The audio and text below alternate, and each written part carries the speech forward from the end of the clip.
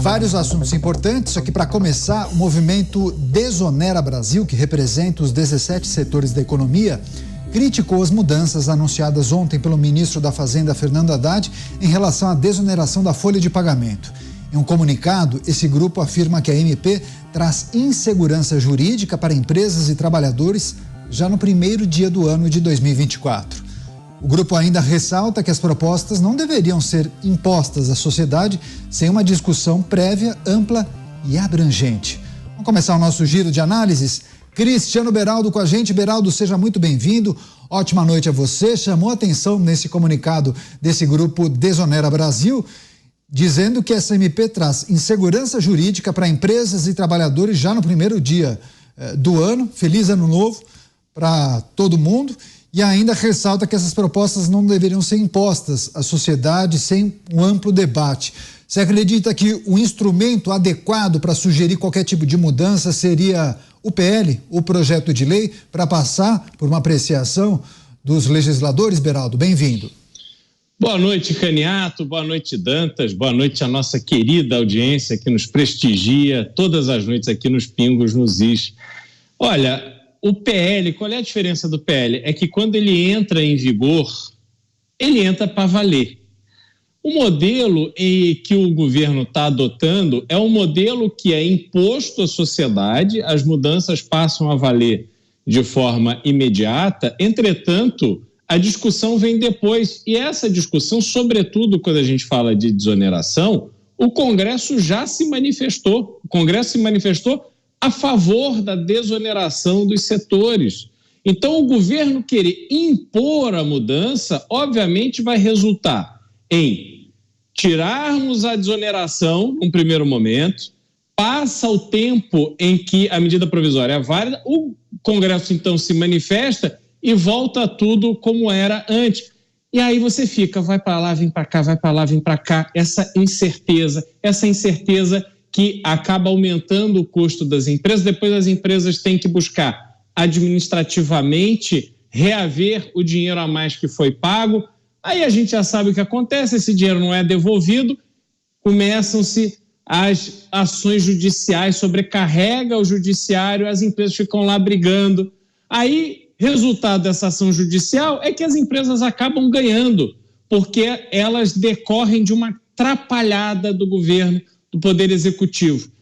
E aí lá na frente, quando essas empresas finalmente ganham o direito de reaver o dinheiro que gastaram de forma indevida, daí o governo dizendo que não, que essas empresas não podem se beneficiar desse direito de forma automática e integral, que isso tudo também tem que ser escalonado, parcelado. Quer dizer, é tudo contra a empresa. O mais grave disso tudo, e aí em linha com a nota, que defendendo o debate, que o tema seja debatido, é que medidas como essa, elas devem proporcionar o desenvolvimento do Brasil, proporcionar a geração de emprego, é disso que se trata. E aí vem a crítica do governo, de alguns economistas, o ex-ministro Maílson da Nóbrega se manifestou hoje de manhã aqui na Jovem Pan nesse sentido, é que não a desoneração, ela não está proporcionando a ampliação da geração de emprego,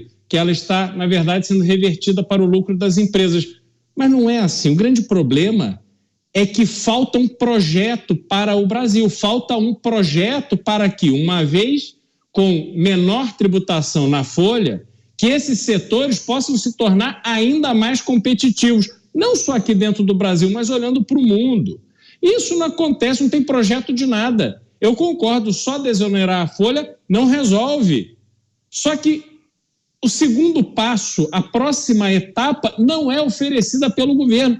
Aí fica só apontando o dedo, reclamando, querendo tirar dinheiro da economia de verdade, daqueles que, uma vez auferindo lucro, têm condição de aumentar os seus investimentos, diversificar os seus investimentos, fazer a economia andar, mas aí a gente fica só vendo o governo apontar o dedo. Esse é o grande erro.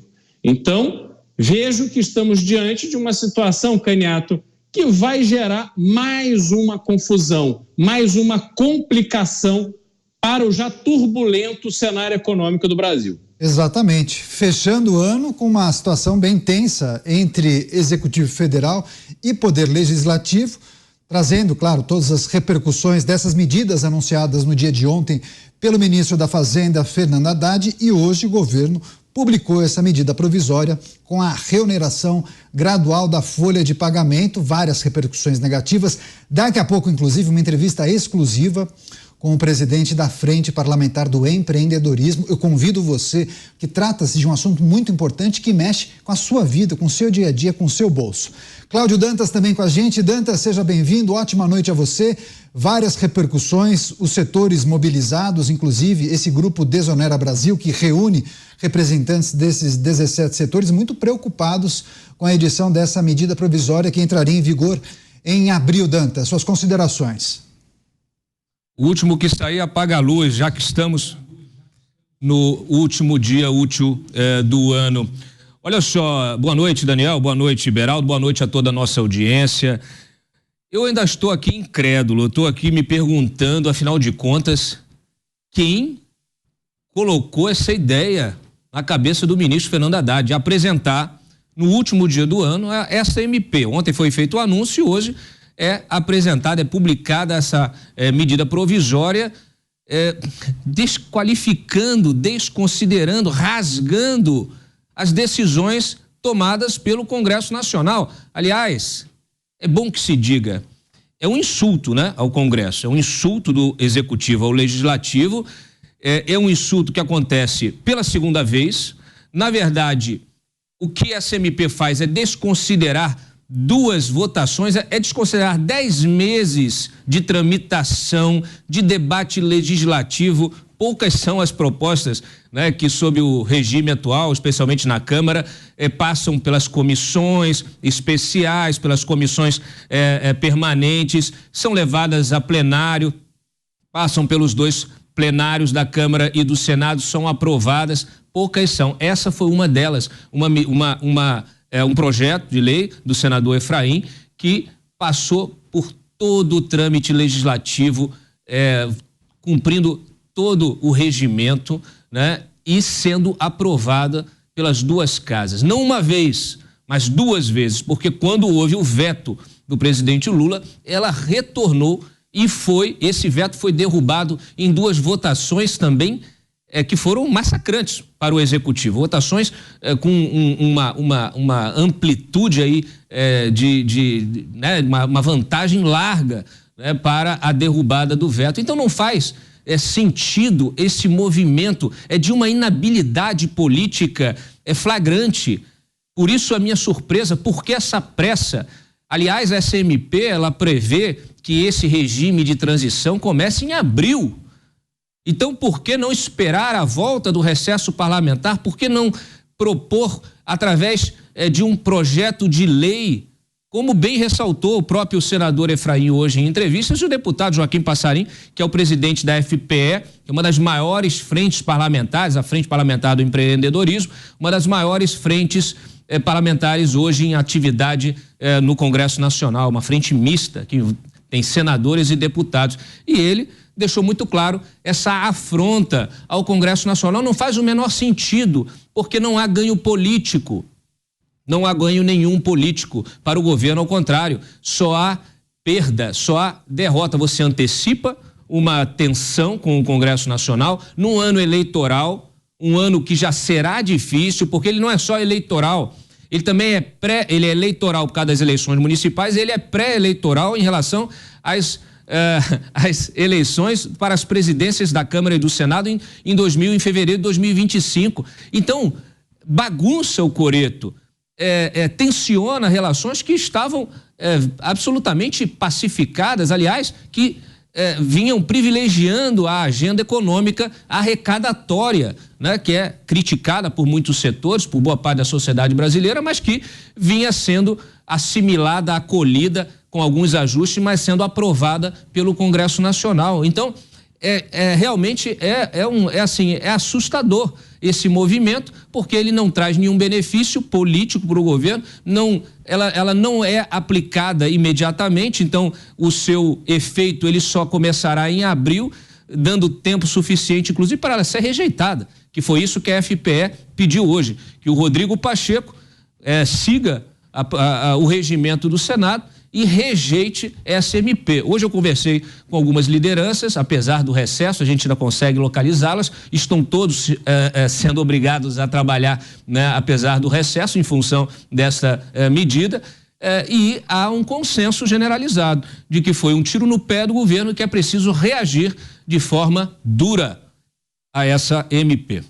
Já que o Dantas mencionou o senador Efraim Filho, ele, o autor desse PL que prorrogou a desoneração da folha. Ele afirmou, inclusive, que essa proposta de reonerar os setores já a partir de abril é uma tentativa de imposição. Ele concedeu uma entrevista ao portal de notícias Poder 360 e disse que o conteúdo da medida é ruim e que essa matéria é equivocada, além de reduzir benefícios e elevar a carga tributária. Você, Cristiano Beraldo, para além desse time estranho do anúncio no penúltimo dia útil do ano, a edição, publicação da MP no último dia útil, nessa sexta-feira, e também essa questão da afronta mencionada pelo Dantas. Pensando tecnicamente, quais podem ser as consequências caso essa medida se concretize?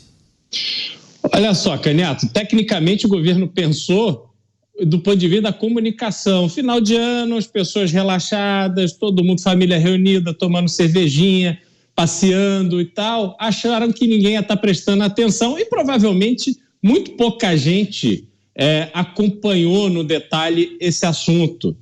Mas é o retrato do governo. É só arrecadar, é só meter a mão no bolso do trabalhador, no bolso do contribuinte. E aí tem o outro lado, Dantas, que é a questão do PERSE, que dava um alívio para a indústria do entretenimento, que sofreu imensamente durante a pandemia, mas isso se contrapõe à questão da Lei Rouanet, que tem lá bilhões e bilhões para agradar os amigos do poder. Porque a gente roda os prédios públicos históricos do Brasil e, em grande medida, o que a gente vê é abandono. Os museus abandonados, lugares importantes abandonados, e aí vai ver um mega show. Tá lá, cheio de publicidade, vai ver apresentação com grandes artistas, com grandes atores, atrizes, cantores internacionais. Para esse não falta dinheiro. Mas aquele que realmente está fazendo a cultura de verdade, aquela cultura raiz, aquele que não tem apoio de ninguém, continua sem apoio. E aí você olha esse esforço de voltar a tributação em cima da indústria de entretenimento, que o que falta lá é que isso faça parte de um esforço amplo a favor da geração de emprego. O restaurante, o entretenimento, o turismo é o emprego de amanhã, não precisa construir a fábrica. É fácil você gerar emprego amanhã a partir do momento em que você tem mais movimento, você tem mais pessoas. E aí tem o outro lado, Dantas, que o Brasil se especializou em mentir números que dizem respeito a eventos, turismos, tudo que o poder público se envolve, tem algum número mentiroso. Eu estava vendo o número que foi anunciado pela Prefeitura do Rio de Janeiro, que o Réveillon vai trazer para a cidade 3 bilhões de reais. 3 bilhões de reais. Eu fui ver os números, Dantas, e vi lá. São mais ou menos 50 mil leitos de hotéis na cidade do Rio de Janeiro.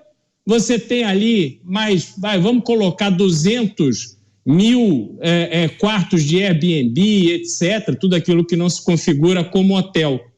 Então, dos 2 milhões de pessoas que vão assistir a queima de fogos na praia de Copacabana, você tem quase 80%, 85% são da cidade. Não está atraindo 2 milhões de turistas.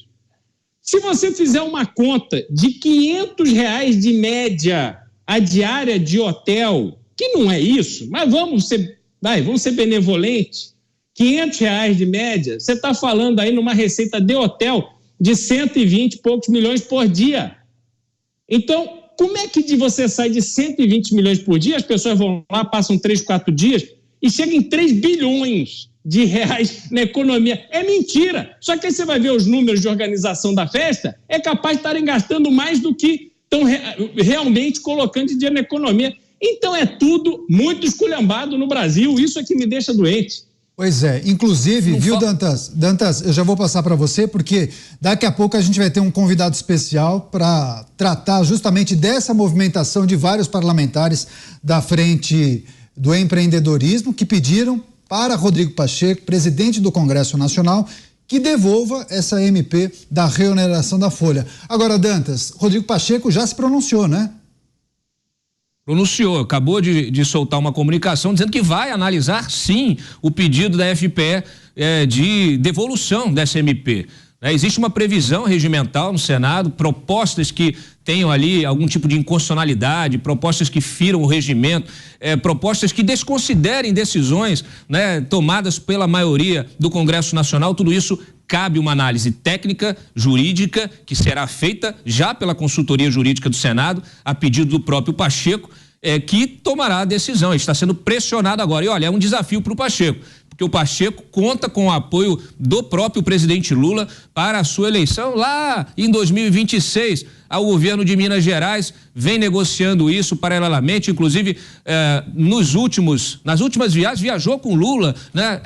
Fizeram ali um alinhamento de agendas, um alinhamento político, e agora ele é mais uma vez colocado para encarar a realidade. Essa é a realidade. É uma realidade que realmente ela não pode ser desconsiderada, né? Você imaginar que o governo ele está fazendo esse movimento fundamentado numa justificativa de que a desoneração, vejam, seria inconstitucional. Inclusive hoje o vice-presidente Alckmin falou disso. Não, a gente vai questionar por causa da inconstitucionalidade. Meu Deus, essa desoneração foi proposta pelo próprio governo do PT, na gestão Dilma. Inclusive eram mais de 50, quase 60 setores diferentes, que depois foram reajustados aí, o universo de setores foi reduzido na época do governo do Michel Temer. Como é que agora vão dizer que é inconstitucional uma coisa que não era inconstitucional quando era favorável, né? Quando era necessária, quando eles entendiam que era necessário, era constitucional. Agora é inconstitucional. Então nem a justificativa técnica, ela se sustenta. Realmente não faz o menor sentido. É como o Beraldo falou, você precisa gerar emprego, você precisa tirar o peso do Estado, do empresário, você precisa libertar as forças produtivas do país e não o contrário. Você não pode ficar pensando só em arrecadar, porque chega uma hora que essa curva de arrecadação, ela se quebra. Você vai tentando arrecadar cada vez mais e uma hora a economia ela passa a ter um efeito inverso, porque você não gera mais emprego, na verdade você acaba tendo que cortar postos de trabalho e a arrecadação diminui. Então não faz o menor sentido. A bola agora está com o Rodrigo Pacheco, Beraldo. Nos últimos meses ele tem dado algumas demonstrações que surpreenderam e agradaram a muitos parlamentares, senadores, justamente nesse contrapeso, se a gente olhar para Executivo Federal e Poder Judiciário. Olha, o que acontece com o Rodrigo Pacheco é que ele está tentando fazer um contraponto à Lira, o trator Lira, que tem uma relação muito tensa com o governo federal, com o presidente da República, e isso vai dando uma oportunidade de Pacheco se aproximar de Lula, mas até aqui, na minha leitura, sem se curvar demais. E eu, sinceramente, não vejo a menor hipótese desse pacote prosperar. Essa MP, ela não tem chance de decolar no Congresso Nacional. Então, não é um desgaste que o Pacheco... Vai valer a pena o Pacheco enfrentar, porque não tem como dar certo. Então, provavelmente, que ele vai dizer ao presidente da República, olha, isso aqui vocês vão perder. Por mais que eu não queira, vocês vão perder. E aí temos que encontrar outro caminho, e aí vão tentar identificar algum outro caminho. Mas, assim, realmente muito mambembe essa estrutura de governo. Para que essa correria? Para que essa forçação de barra? Para que tomar medidas exclusivamente em cima da receita? Se todos sabem, se todos demonstram claramente, os especialistas, os economistas, que o problema do atual governo está na resistência de não querer cortar gasto público.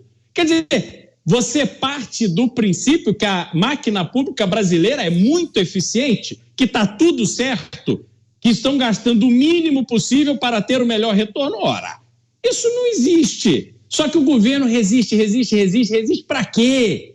para criar esse tipo de desgaste, e isto é o primeiro desgaste do ano, que está dado, vai acontecer, e o ano que vem vão ter inúmeras batalhas que estão direcionadas para o governo também perder. O Congresso não vai se curvar a questões de droga, ao marco temporal, aquilo tudo que a gente vem discutindo durante 2003 vai virar de novo desgaste em 24, não é, Dantas? Pois é, rapidinho, Dantas. Beraldo, é uma coisa, assim, muito simples. Qualquer governo precisa entender para quem ele está governando. O Lula disse infinitas vezes durante a campanha e durante seu governo: vamos colocar o pobre no orçamento, colocar o pobre no orçamento, colocar o pobre no orçamento. Você tirando emprego, você não coloca o pobre no orçamento. Era do lado da receita. Você inviabiliza que o pobre esteja em qualquer lugar.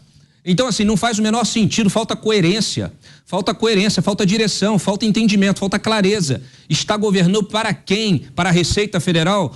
É isso, quer dizer, de que adianta sair fazendo esse tipo de auditoria, que é uma coisa do varejo? Vamos trabalhar no atacado, vamos pensar de forma macro, né? Então, é isso que está surpreendendo todo mundo, está deixando todo mundo assim sem...